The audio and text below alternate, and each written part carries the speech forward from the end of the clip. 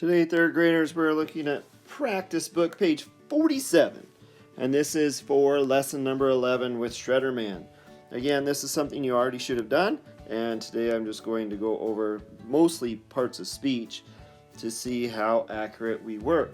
Now, I am going to go over the sight syllables when we read the words. So what I'll ask is that you read the words before me.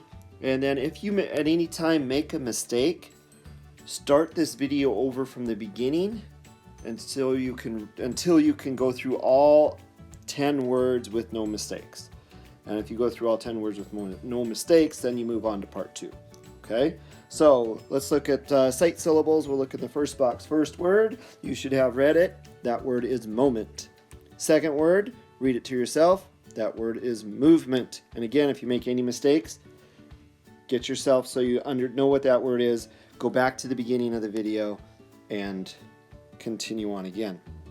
Second box, first word, notice. Second word, what word? Nobody.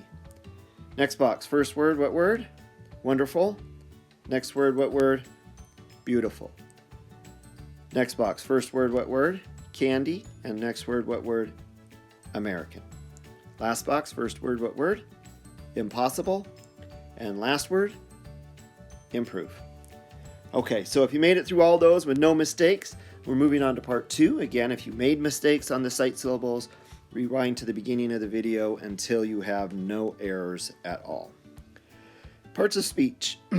We have to find nouns with an N. I'm going to zoom in a little bit. Adjectives with an A, and verbs with a B. A V. Did I say B? I meant V. Okay, let's start with nouns. Those are the people, places, or things.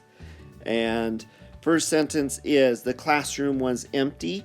There is one noun in that sentence, and that is classroom. And we can usually tell when a noun is coming because we see the word the.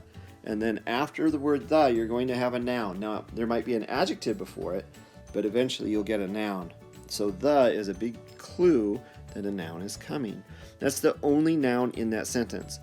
Let's look at the second sentence also for nouns at this time. Mr. Green took a deep breath. Okay? We actually have 2 nouns in this sentence. Mr. Green is a person, so let me go to red. Sorry about that. Mr. Green is a person, so he is a noun. And then we also get another cue in here. A. When we see the word a, that tells us another noun is coming up. Okay. Again, there may be an adjective before it, which happens in this case.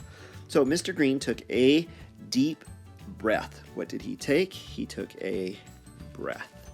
So breath is a noun. All right, let's look at adjectives. Adjectives describe nouns, and they typically come before the noun. So in the first sentence, the classroom was empty.